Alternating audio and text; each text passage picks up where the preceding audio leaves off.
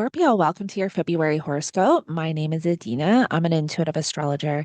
In this video, I will be going over all of the energy you will be navigating for the month of February 2026. Don't forget to like, share, and subscribe if you align with my energy and enjoy my content. Let's get right into it. So, I do break these horoscopes down by week and I select a chart for each week to give you a bit of a visual. Now, coming right into the month on the 1st, we've got the Leo full moon at 13 degrees. This is in your 10th house of higher education, higher knowledge, and long distance travel. Or, sorry, I'm sorry, not that, that's your ninth house. It's in your 10th house of career and public reputation. I don't know what I was thinking of.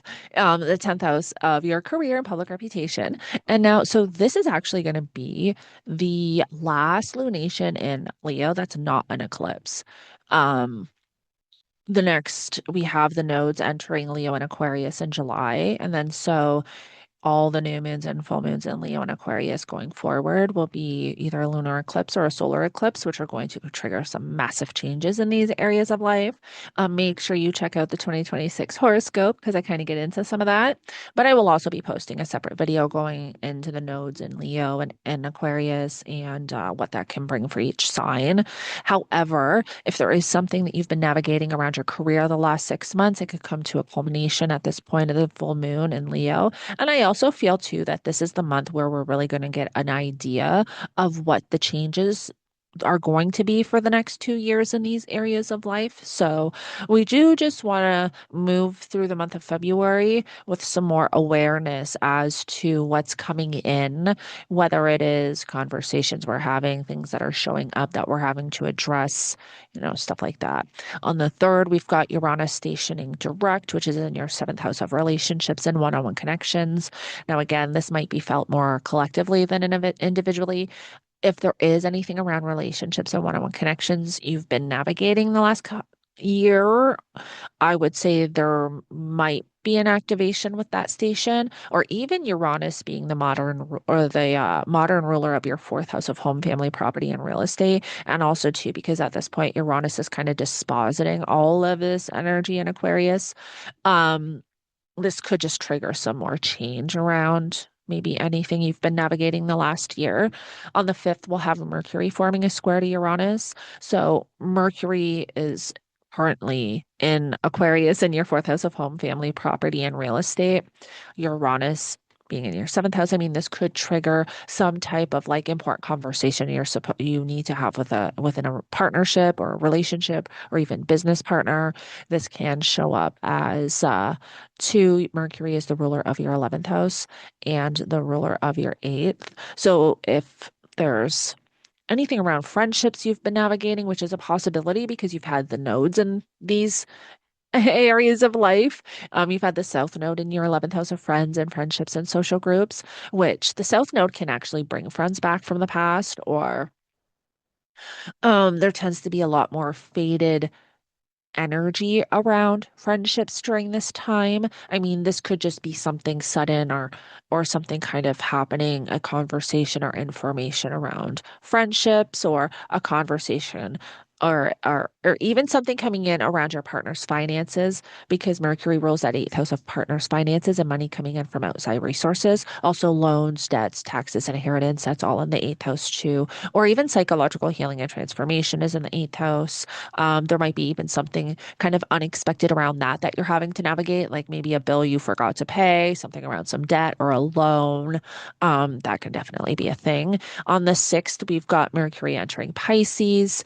And then on the 8th, we've got Venus square Uranus. And so Venus is the ruler of your 7th house of relationships. And so this is where there can be something very sudden coming in around a relationship or a one-on-one connection.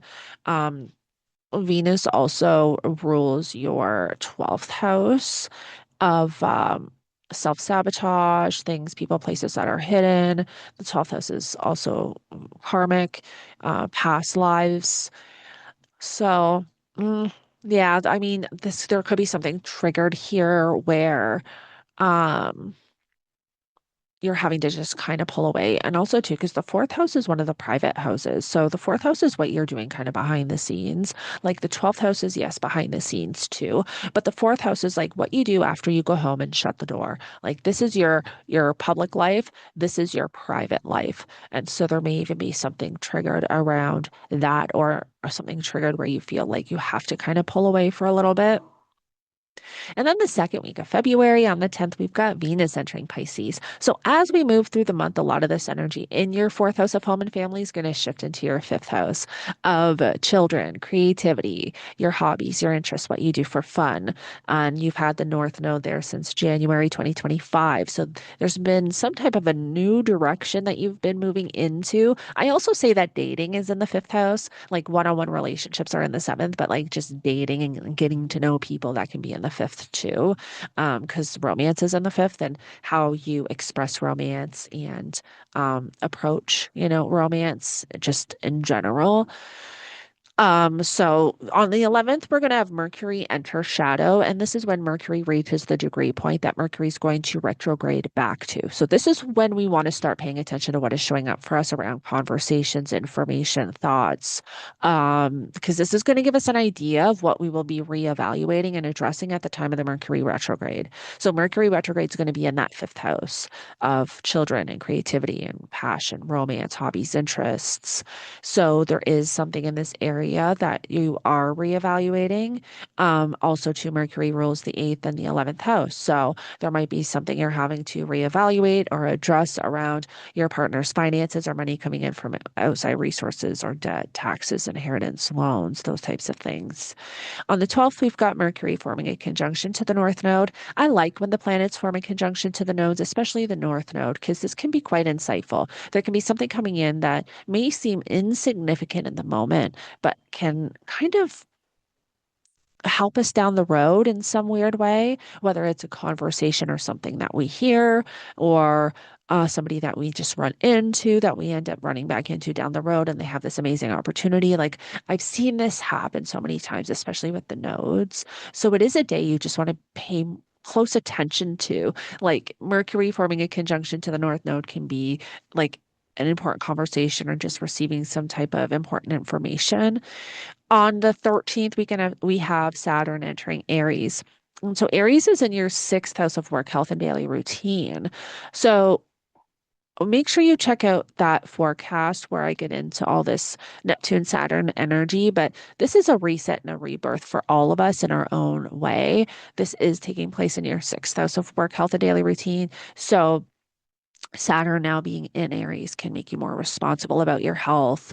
You become more maybe focused on your nutrition and working out. This can also influence your work, right? Because the labor that you put into work is in the sixth, your career is in the 10th, but the labor you do on a day-to-day basis is in the sixth. Also pets.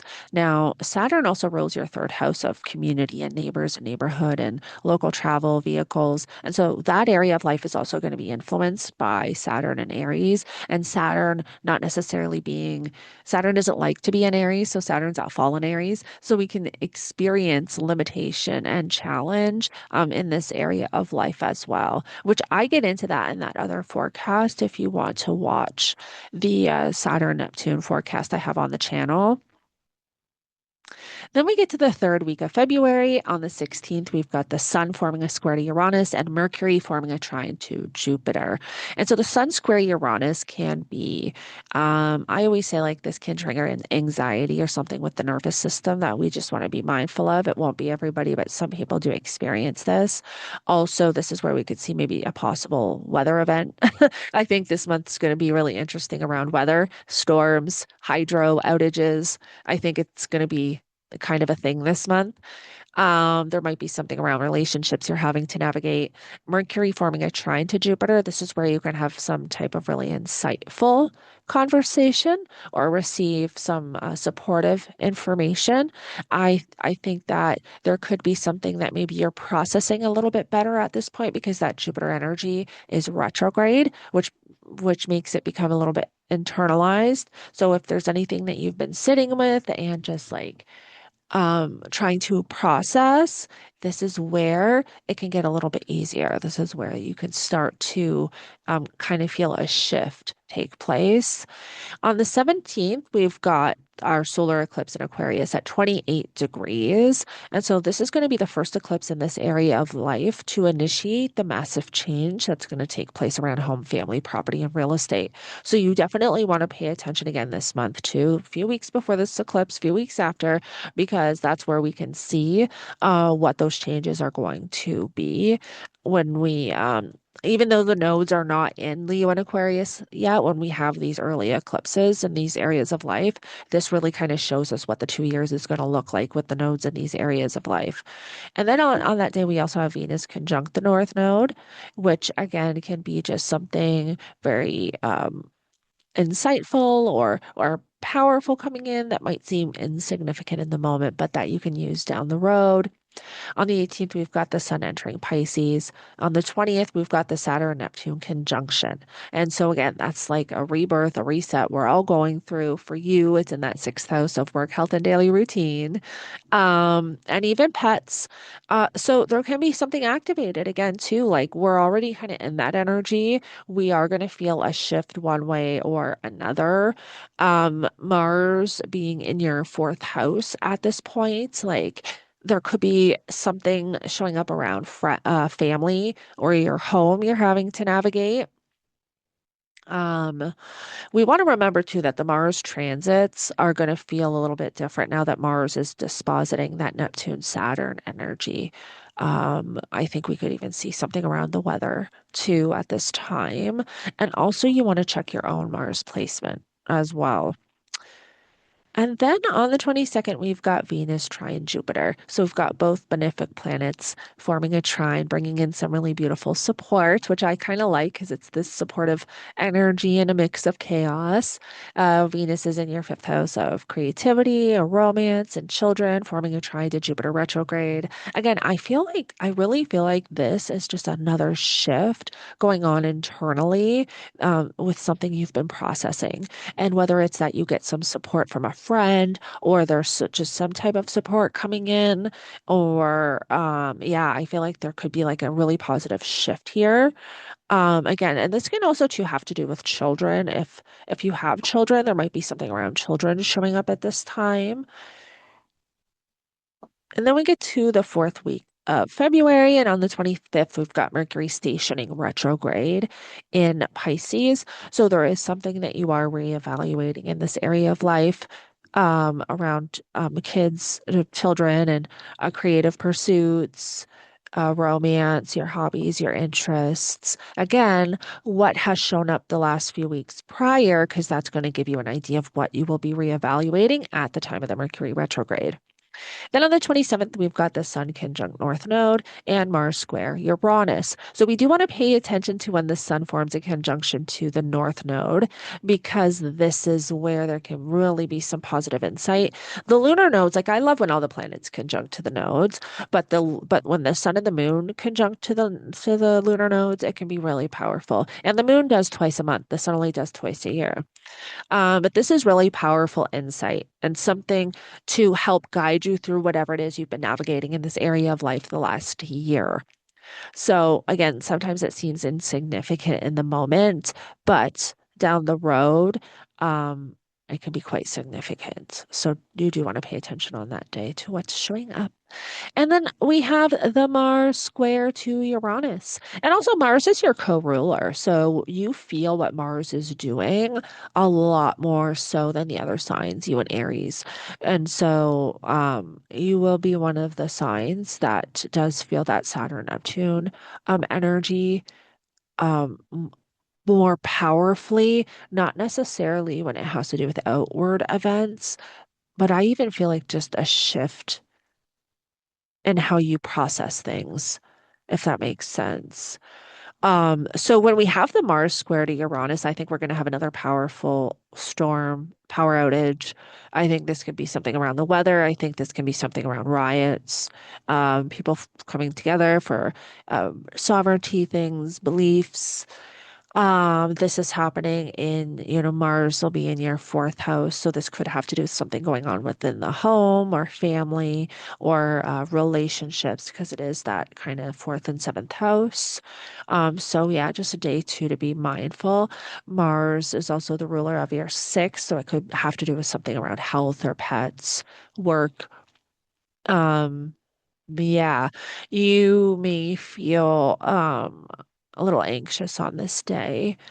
Um, because Mars too is your co-ruler, so it does represent kind of your physical body. So you may even find there's something going on with your nervous system, but also to the blood flow, like in your body, the circulation. Um, so yeah, just kind of be mindful of that. On the 28th, we'll have Venus forming a conjunction to Mercury retrograde. And so this is when we can have some really interesting conversation. What we do want to watch for at this time is just misunderstandings, making sure we're understanding um, what people are saying. People are understanding what we're saying. There's no confusion, because this is where things can happen based on misunderstandings. And so just make sure there's clarity around this time if there's anything that you are not clear on. And then we also have Mars activating the eclipse point. Now, for you, you may feel this a lot more so than the other signs, because remember, we have that eclipse at 28 degrees on the 17th, and then Mars is going to come and activate that eclipse point. And so, if there's anything that you were navigating around the time of the eclipse, it can be activated again, or there can be more coming in around that. This can have to do with home, family. It's Mars is still kind of in that square to Uranus too, or it could have to do with health. Um, yeah, so it's just another day to kind of be mindful of if you are navigating anything this month. This could just be a day that there's activations.